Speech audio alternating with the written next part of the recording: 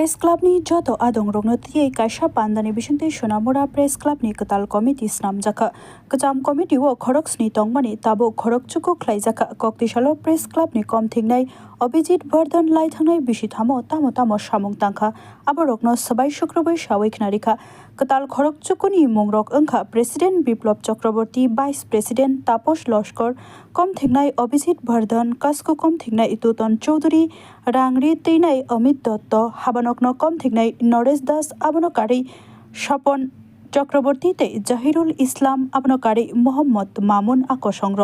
নমস্কার। সোনামুরা প্রেস ক্লাবের আজ সাধারণ সভা বার্ষিক সাধারণ সভা অনুষ্ঠিত হয়েছে। বিশেষ করে আপনারা প্রত্যেকেই জানেন যে সোনামুরা প্রেস ক্লাব বিগত বর্তমান কমিটি মানে তার পূর্বে যে কমিটি ছিল তা আজকে ভেঙে দিয়ে নতুন কমিটি আগামী 2 বছরের জন্য নির্বাচিত হয়েছে, মনোনীত হয়েছে।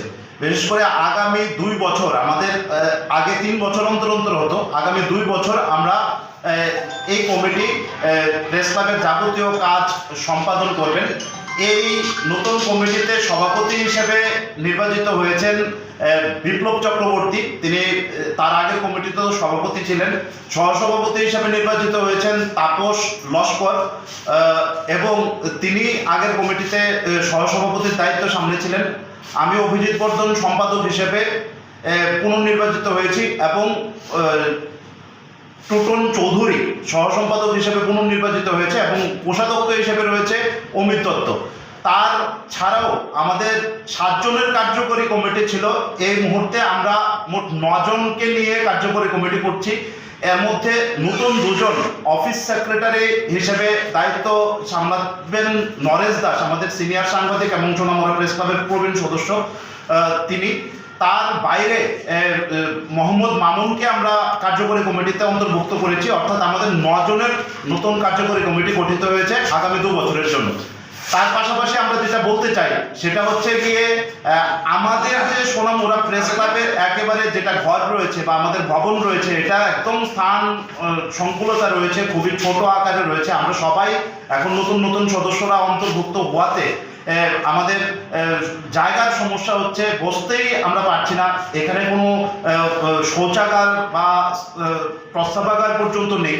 সেই ক্ষেত্রে আমরা প্রশাসনের কাছে দাবি রাখছি যে আমাদের অন্তত বসার জায়গাটা একটু বড় আকারে যেন করা হয় এবং আগামী দিনে সেই বিষয়ে আমরা সংশ্লিষ্ট কর্তৃপক্ষের সঙ্গে যোগাযোগ করব এবং তাদের কাছে আবেদন রাখছি তারা যেন এটার অনুমোদন দেন এবং আমরা যেন বৃহৎ পরিসরে একটা প্রেস ক্লাব করতে পারি। বিশেষ করে সাংবাদিক সম্মেলন করতেও যদি কেউ আসে বা আমরা বিভিন্ন সময় আপনারা দেখেছেন বিগত 3 বছর আমাদের সোনামুরা প্রেস ক্লাব নানান সামাজিক সাংস্কৃতিক কর্মকাণ্ড হাতে নিয়েছে। আমরা স্থান সংকুলতার কারণে ঠিকভাবে আমরা সেই কর্মসূচিগুলি রূপায়ণ করতে পারছি না।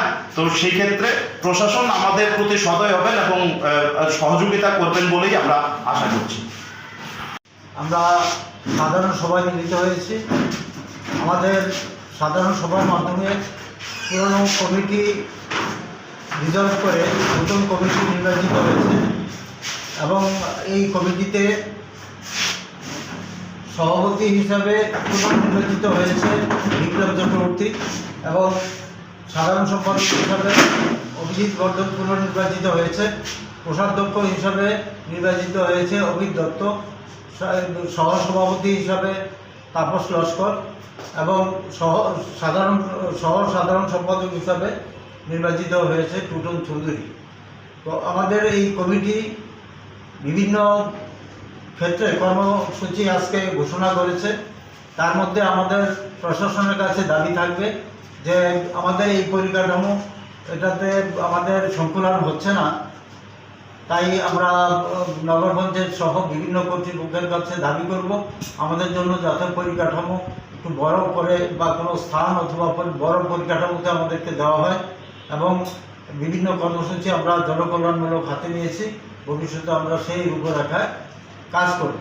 আমাদের এই বিভিন্ন যে পরিকল্পনা আছে সে ব্যাপারে নবনির্বাচিত সম্পাদক আপনাদের কাছে কিছু বলবেন।